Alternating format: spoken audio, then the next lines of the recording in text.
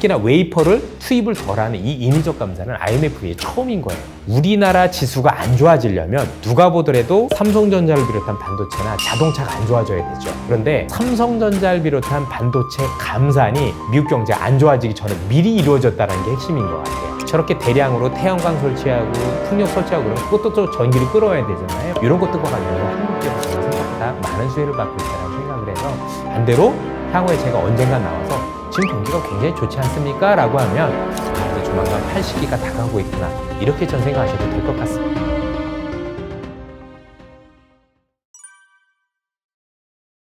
유럽이나 뭐 이런 데 보면은요, 저는 그런 것 같아요. 정의가 중요한 게 아니라 자국의 이익이 중요하기 때문이 아닌가라는 생각을 들고 있습니다. 이번에 마크롱 대통령이 중국에 갔죠. 중국에 가서 외교를 하고 있는데 실제 프랑스의 많은 산업들이 중국하고 연관이 커요. 대표적인 게 비행기, 에어버스라든가 아니면 농산물들도 마찬가지일 거고, 특히 잘 아시는 것처럼 명품, 요 산업들 같은 경우는 지난해에는 한국이 1위였지만 그건 중국이 바깥으로 안 나갔기 때문에 그런 현상들이 벌어진 거고, 중국인들이 실제 해외여행을 가기 시작을 한다면 여전히 프랑스제 명품들을 많이 사겠죠. 그래서 프랑스라든가 유럽 지역 같은 경우는 중국에 대한 수출 의존도가 적지 않습니다. 그러다 보니 우리가 아는 프랑스도 그렇고 독일도 그렇고 미국이 지금 사이가 안 좋지만 중국도 버릴 수 없는 그런 시장이 되었다라고 보시면 되고, 그래서 양쪽을 다 취하는, 즉 중요한 건 내 자국의 이익인 거지 미국이 중요하냐 중국이 중요하느냐, 사실 이 국가들은 그건 중요한 건 아닌 것 같아요. 자국의 이익을 위해서 그냥 뛰고 있을 뿐이다, 이렇게만 이해하시면 될 것 같습니다. 테슬라도 여기에 일환이라고 봐야 될 것 같아요. 결국 이번에 테슬라가 메가팩이라는, 쉽게 얘기해서 ESS죠. 태양광이라든가 풍력 이런 거 했었을 때 발전된 그 전기를 저장해 둘 수 있는 정말 큰 판 때린 거잖아요. 그렇죠? 요거를 짓는 게 이제 상하이 공장에서 짓는 건데요. 지금 잘 아시다시피 테슬라 같은 경우는 미국만큼이나 또 유럽만큼이나 굉장히 중요한 시장이 중국 시장입니다. 실제 중국에서 테슬라가 많이 팔리고 있는 것도 사실이고, 이 친구도 결국은 미국이 그거보다는, 이분은 기업인이잖아요. 그렇죠? 기업인 입장에서는 미국도 중요하고 중국도 중요한 거고 많이 팔리는 지역이 중요한 거지 어느 나라가 중요하다고 생각하는 것 같지는 않습니다. 그래서 중국 시장도 잃을 수 없다는 의지를 보여준 게 아닌가라고 볼 수 있을 것 같아요. 다만 지금 미국이 규제하는 건 미국의 공장을 지을 경우 중국 기업이 못 들어오게 하는 거지, 뭐 현재 있는 기업들이 중국에 나가는 걸 막는 건 아니죠. 그리고 지금 현재 막고 있는 것들은 대부분 잘 아시다시피 반도체와 관련된 첨단 산업 중심인 거잖아요. 사실 이번에 IMF에서 성장률을 낮춘 국가가 그렇게 많지는 않은데 그 중에 하나가 한국이더라고요. 그럼 이제 한국 시장이 지금 다른 국가들에 비해서 조금 더 어렵다라고 보는 이유는, 첫 번째는 누가 보더라도 한국의 이제 부동산 관련 문제, 이 문제가 조금 발목을 잡고 있다라고 본 것 같고, 그것보다는 한국의 산업 구조가 IT, 특히 반도체에 많이 특화되어 있다 보니까 반도체 경기에 대한 부정적 시각이 상당 부분 반영돼 있다라고 보는 측면이 있고, 세 번째는 역시 중국인데요. 그래도 한국이란 나라가 중국의 수출 비중이 여전히 무시할 수 없는 수준이 돼 있는데, 중국이 생각보다 경기 회복세, 즉 리오프닝으로 인한 회복세가 예상보다 더딘 부분들도 같이 작용하고 있는 게 IMF가 다른 국가들에 비해서 한국에 대한 성장률을 낮춘 원인으로 현재는 판단을 하고 있습니다.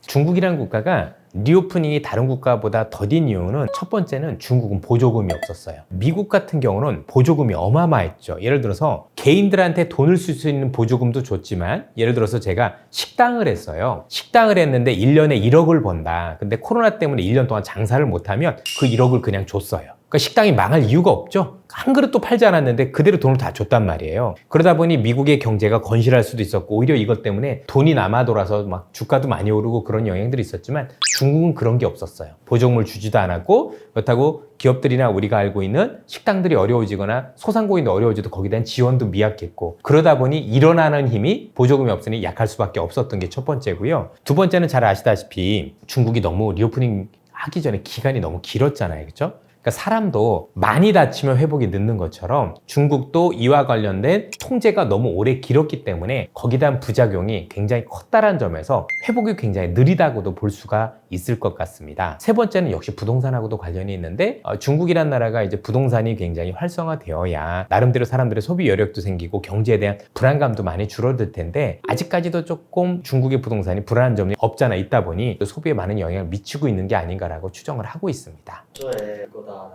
것도 있었는데, 그 중에 한 명이 저였었어요. 저도 중국의 리오프닝을 많이 기대했었고 중국이 너무 오랫동안 이렇게 갇혀 있었기 때문에 그러지 않을 거라고 생각을 했는데 생각보다 느려진 건 사실이고요. 제 기대만큼 올라오지 않은 건 사실인데 최근에 중국의 여러 가지 데이터들을 보면 그래도 올라오고 있는 건 확실히 보이고요. 대표적인 게 뭐냐면 중국인들이 이제 한국에 오는 거 이걸 볼 수가 있겠죠. 아직까지 아마 주변에서 중국 관광객들을 많이 봤다는 분들은 없으실 거예요. 그 이유가 뭐냐면 중국의 북경일보 기준으로 3월 31일자 기준을 보면 그 당시에 보면 중국의 비행기 값이 3월 말 기준으로 10분의 1로 떨어졌어요. 그 이전엔 비행기 값이 굉장히 비쌌던 거예요. 그러니까 어느 정도였냐면 영국 왕복이 2천만 원 했었다고 그러더라고요.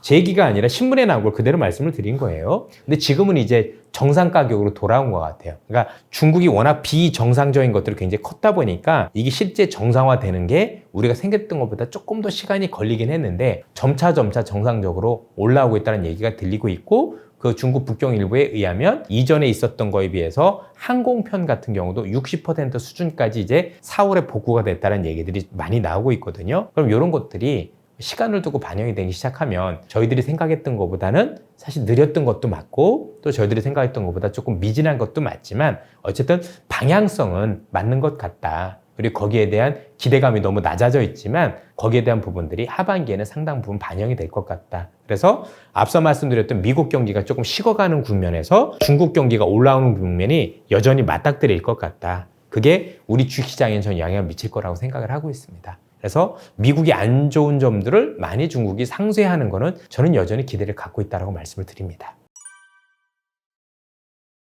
지금 이 주식시장을 분석하기가 쉽지는 않은 게 올해 시장을 놓고 보면 경제하고 주식시장하고 완전히 따로 놀아요. 무역 적자가 굉장히 길었다는 것 자체가 심각한데 그 무역 적자의 가장 큰 원인이 중국에 대한 수출 비중이 줄어든 거고 우리나라 반도체의 40%가 중국에 수출되는데 이 반도체 수출이 줄었기 때문입니다. 그래서 궁극적으로 우리나라 무역 수지가 흑자로 돌아설 수 있느냐 없느냐의 가장 큰 관건은 어쨌든 중국이 얼마나 좋아지느냐 그리고 중국이 우리나라 반도체에 대한 수율을 얼마나 해줄 수 있느냐 여부하고 맞닥뜨려져 있어요. 올해 상반기에 특히 이제 4월 달에 미국의 수출 비중이 중국보다 높아졌다는 이유도 반도체 때문이라 볼 수가 있겠죠. 나중에 이제 반도체 수출이 정말 좋아진다라 또 뒤바뀌겠지만 결국은 모든 것들이 결국 반도체에 대한 부진이었었고 삼성전자가 감산한 게 IMF 이후에 처음인 거잖아요. 투자자분들은 거의 처음이라고 보시면 돼요. 예전에 뭐 다른 기업들이 감산한 적은 있어도 인위적 감산이라고 불리는 즉 공장을 진짜 세우는 특히나 웨이퍼를 투입을 덜하는 이 인위적 감산은 IMF 이후에 처음인 거예요. 그만큼 반도체 수출이 어려웠다라고 봐야 될 것 같습니다. 아마도 지금도 많은 분들이 경제는 여전히 어려운 거 아니야?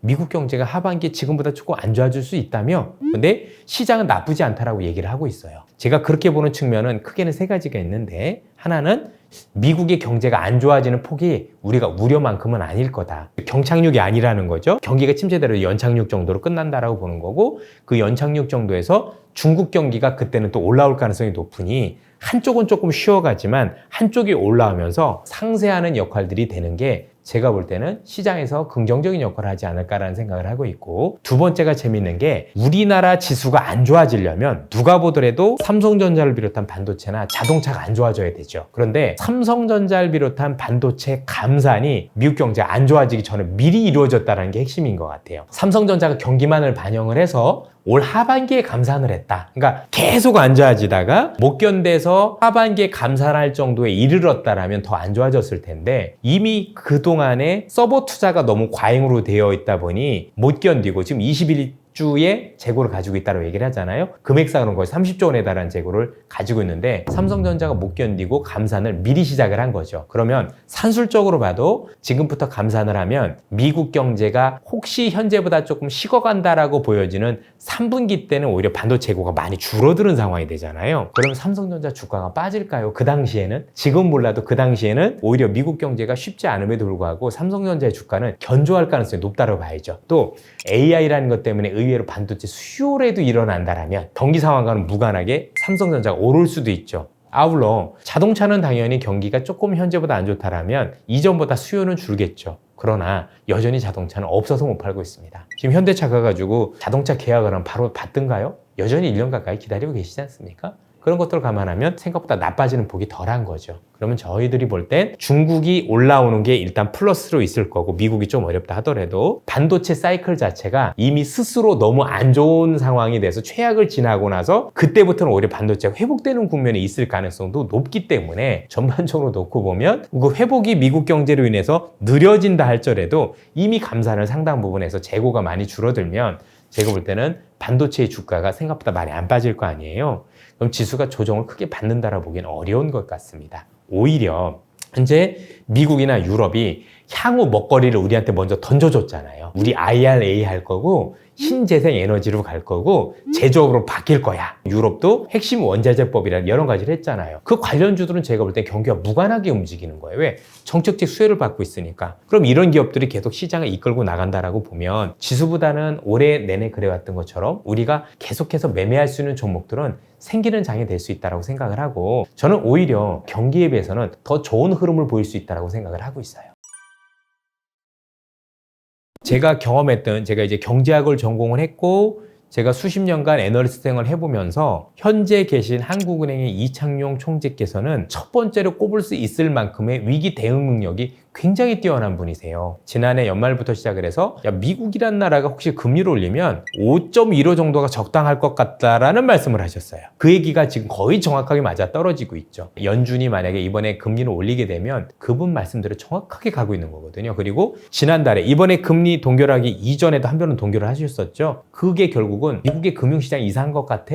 한국의 금융시장이 이상한 것 같아? 그 안개 속 같다는 말씀을 하시면서 동결을 했었고 이번에도 그러셨거든요. 그 얘기는 그만큼 미국의 또 한국의 인플레이션도 너무너무 중요하지만 금융시장의 어떤 불안감들도 있기 때문에 최소한 지금은 금리 인상을 멈추고 이런 것들이 어떻게 시장에 영향을 미치는 데 대해서 고민해 볼 필요가 있다라는 걸 실행했다라고 생각을 하고 감히 제 주제에 평가를 드린다라면 저는 너무나도 적절을 했다. 연준보다도 오히려 좀 제가 볼 때는 훨씬 더 적절한 정책을 취한 게 아닌가 굉장히 현명했다라고 지금 판단을 하고 있습니다. 실제 아시겠지만 지금 한국은행이 금리를 동결한 건 여기뿐만이 아니라 우리 주변에는 카나다도 금리를 동결을 했고 또 호주도 금리를 동결하기 시작을 했거든요. 주변에 있는 많은 국가들이 동결 대열에 합류했다는 얘기는 현재 이 있는 금리 수준 자체가 잘못하면 금리를 잘못 올리면 금융위기로 몰 수 있는 수준이 될 수 있다는 걸 감안을 하신 것 같아요. 그래서 조금 더 지켜보면서 금융상에 대한 안정 상황에 대한 여러 가지들 고민하려는 즉 그동안에 올려왔던 정책적 효과도 좀 보고 이 상황이 미국과 우리가 어떤 상황이 되는지 보기 위한 제가 볼 때는 정책적이라는 점에서 놓고 본다면 저는 참 타당했다라고 생각을 하고 있습니다. 두 가지를 다 고려를 한 거죠. 이미 충분히 이 정도 금리여서도 경기에 대한 제약적, 즉 인플레이션을 잡을 수 있는 수준이 될 수 있다는 걸 감안하셨을 거고 두 번째는 동결을 할 수밖에 없는 게 우리나라 부동산 문제 안 좋잖아요. PF 문제. 미국과는 다르게 한국은 부동산과 관련해서 개인들이 대부분 가지고 계신 게 변동금리예요. 금리 인상에 되게 취약할 수 있는 구조가 되고 있다는 거죠. 그래서 실제 중소형 건설사들이 지금 생각보다 파산하는 데들이 조금씩 늘어나기 시작을 했어요. 이런 어떤 경제시장에서 파열음들이 많이 나오고 있기 때문에 이런 것들에 대해서 위기를 최소화하기 위해서는 사실 조금 더 금리 동결을 통해서 지켜보면서 금융위기와 인플레이션을 잡는 그 얘기도 하셨는데 사실 그거를 감안할 때는 아니다라고 얘기를 하셨었고 오히려 만약에 그런 상황이 벌어진다면 기준금리 말고도 다른 정책을 통해서 그런 부분을 조절하겠다라고 얘기를 해서 금리차 때문에 뭔가 외국인들의 자금이 빠져나가고 그런 것들은 이전의 사례에서도 그렇게 많지는 않았었거든요. 지금도 보시면 올 초에도 미국과 우리가 금리차 컸는데 외국인들 많이 사지 않았습니까? 그랬던 걸 감안하면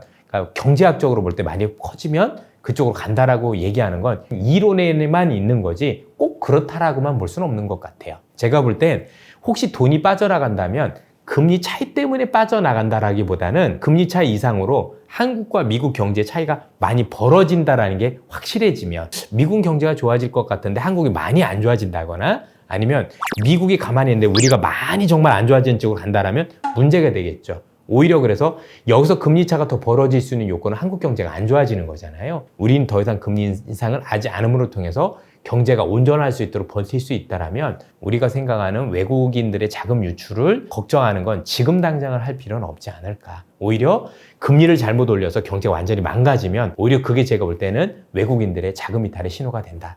저는 그렇게 보고 있습니다. 환율은 지금 불안함을 반영을 하고 있죠. 1,300원대에서 계속 내려가지 않고 있다는 얘기는 아직까지 한국 경제에 대한 확신이 없다는 얘기겠죠. 그런데 이미 금리 차이가 일정 부분 벌어질 거 알고 있으면서도 불구하고 환율이 1,300원대에서 또 원화가 약세로 굉장히 급격하게 가는 그런 모습을 보이고 있지는 않거든요. 그 얘기인즉슨 미국도 이제는 어차피 금리를 올려봐야 한 번 정도인 거잖아요. 그리고 지금 환율에서는 그 부분을 이미 다 반영을 했기 때문에 제가 볼 때는 이런 어떤 시장에서의 미국이 정말 앞으로 인플레이션을 더 급격하게 우리가 생각했던 것보다 더 금리를 올린다거나 또는 앞서 말씀드렸던 한국이 그 경기가 우리가 생각했던 것보다 훨씬 더 나빠지는 국면이 나오지 않는다라면 현 수준을 크게 벗어날 거라고 보여지지는 않습니다. 다 반영은 했다. 미국이 한 번 정도 올리는 것까지는 반영을 한 게 환율이다라고 보시면 될 것 같아요.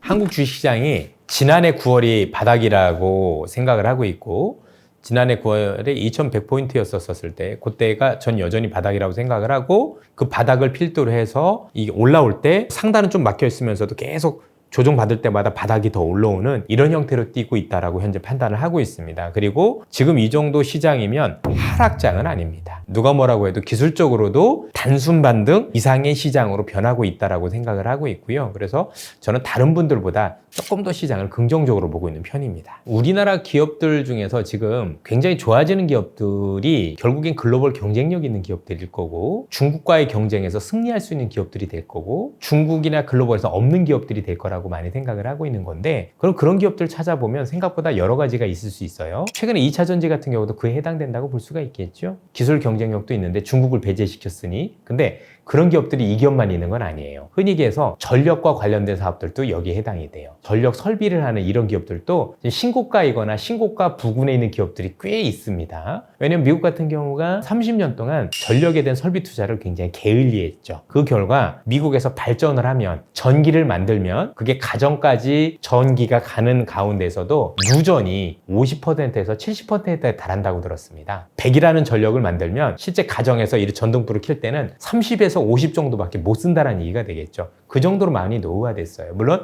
미국에도 이와 관련된 기업이 없는 건 아니지만 저렇게 대량으로 태양광 설치하고 풍력 설치하고 그러면 그것도 또 전기를 끌어와야 되잖아요. 이런 것들과 관련해서 한국 기업이 저는 생각보다 많은 수혜를 받고 있다고 생각을 해서 그런 기업들도 전 여전히 긍정적이다라고 생각을 하고 있고 또 이런 것 말고도 최근에 보면 의외로 턴어라운드 즉 그동안은 적자였는데 흑자로 전환되는 기업들이 되게 많이 보여요. 조선업종 같은 경우도 우리가 올해 흑자 전환이 가능합니다라고 얘기한 것도 있을 거고 또 타이어 기업 중에서도 굉장히 부실했는데 올해 흑자는 굉장히 가능하다는 기업들도 많이 보이고 태조 이방원하면서 사실 제가 만든 말이기도 하지 않습니까? 근데 그 안에서 저는 여전히 방산 관련 기업들 중에서도 여전히 몇몇 기업들은 글로벌 경쟁력을 가지고 있다. 이건 약간 운일 수도 있겠지만 우리와 경쟁을 했던 방산 국가들이 뭐 미국은 넘사벽이고요. 근데 미국하고 우리하고 만드는 게 좀 달라요. 얘들은 좀 비싼 거, 우리는 이제 중저가 이런 거 만드는 거잖아요. 그러니까 얘는 미국은 항공모함, 미사일 아니면 스텔스 같은 이런 비싼 걸 만드는 거고 우리나라는 포 같은 거, 전차, 탱크 이런 것들이 많이 특화되어 있는데 이게 원래 많이 우리하고 경쟁을 했던 게 러시아 전차라든가 중국 전차였는데 이번에 전쟁이 완전히 판이 갈려버렸잖아요. 그렇죠? 우리 무기를 사갈 국가들은 이 두 국가를 살 수가 없어요. 앞으로는. 우리 입장에서 그게 행운이 아닐 수가 없는 거죠.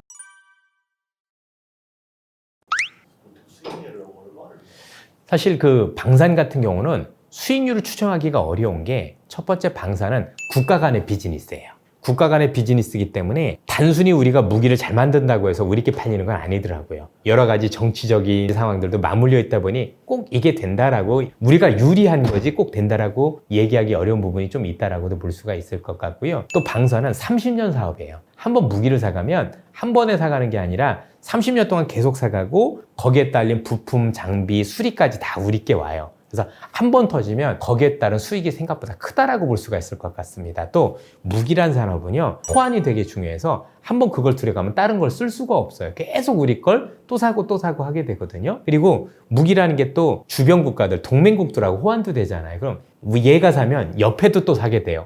한국 거 샀어? 나도 같이 사서 호환하자. 이럴 수도 있는 거죠. 방산을 보실 때는요 각각의 국가마다 어느 나라가 어떤 무기를 필요로 하고 어떤 장비들을 필요한지 이게 어느 정도 공부를 해보시면 조금만 하면 알 수가 있습니다. 예를 들어서 사우디 같은 경우 우리나라에서 미사일이라든가 아니면 방어용 미사일 보통 우리 패트리어트라 불리는 그런 것들과 관련해서 또 대전차 미사일 이런 것들을 많이 필요로 하고 유럽 국가들 같은 경우는 한국의 전차나 우리가 아는 K9 자주포 같은 이런 것들도 되게 많이 필요로 하겠죠. 남미라든가 필리핀이라든가 이 동남아 국가들은 경공격기, 전투기라고 보통 불리는 이런 것들을 많이 필요로 하는 것들이 있어서 각각의 국가들이 향후에 국방 예산을 어떻게 편성을 하고 거기에 따라서 어디 국가들의 무기를 수입을 하려고 하는지에 대한 부분들에 대해서 계속 공부가 많이 돼 있으셔야 될 것 같아요. 그래서 짧게 보면 답이 없어요. 짧게 보고 내가 단기 수익을 노리겠습니다 라고 하면은 방사는 접근이 어렵고요. 중국 시장이 또 열린다라면 뭐 엔터라든가 이런 기업들 같은 경우도 의외의 또 수혜가 될 수도 있는 거 아니겠습니까? 지금 생각보다 많은 기업들에 대해서 부정적인 생각을 가지고 있어서 실제 기업들이 안 좋은 것보다 더 밸류에이션이 많이 낮아져 있는 경우들이 많아요. 저는 투자자분들이 이렇게 생각하시는 것 같아요. 최근에 제가 많은 유튜브를 보면서 정말 많이 빠졌을 때 바닥에서 사야 되겠다라는 생각을 가지고 계시더라고요. 그러면 너무나 좋지 않겠습니까? 그런데 제가 아는 유튜브들 중에서 과연 바닥에서 항상 주식을 샀던 사람을 좀 본 적은 없는 것 같아요. 저 역시 마찬가지였고 수많은 투자자들도 마찬가지 아니었나. 결국에 저는 이렇게 생각을 합니다. 주식은 싸게 사서 비싸게 팔아야 되는데 주식이 쌀 때가 언젠가 생각을 해봤어요. 주식이 쌀 때는 경기가 안 좋을 때였었어요. 조금 여유를 가지시고 투자를 하신다면 지금도 경제가 안 좋고 앞으로도 안 좋을 거라고 생각을 하시면 주식을 분할 매수로 천천히 사시면 되겠죠. 언제 팔면 될까요? 분명히 그게 1년이 됐든 2년이 됐든 경기가 회복되었습니다. 경기가 좋아졌지만 말이 들릴 거란 얘기죠. 이때는 분명히 얼마가 될지는 알 수는 없으나 지금보다 내가 더 훨씬 더 비싸게 팔 기회를 많이 줄 거라는 얘기죠. 근데 대부분의 투자자들은 반대로 생각을 하세요. 그렇게 하면 싸게 사실 수가 없습니다. 지금도 경제가 안 좋다고 생각을 하시면 여전히 주식을 사야 되는 시점이 아닌가. 반대로 향후에 제가 언젠가 나와서 지금 경기가 굉장히 좋지 않습니까? 라고 하면 이제 조만간 팔 시기가 다가오고 있구나. 이렇게 전 생각하셔도 될 것 같습니다. 시간에서 보시면 거짓말같이 부동산의 세계가 보입니다. 계획을 잡아라. 왜? 정권이 바뀌고 정치인들이 바뀌어도 장난 못 치게. 여러분들이 부동산을 알려면 퇴근하시다가 한번 쭉 보시면 나라가 어떻게 돌아가는지, 국토가 어떻게 돌아가는지 이게 보입니다. 여러분.